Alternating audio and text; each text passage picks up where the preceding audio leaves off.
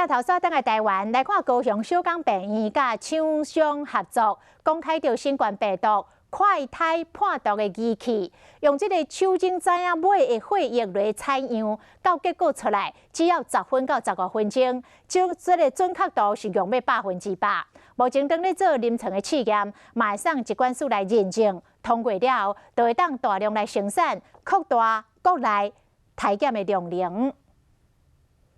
这滴血放入去判毒的仪器，只要10分到15分，就会当体检出病患是毋是有感染新冠病毒。就算病患体内病毒只有微量，嘛是测得出来。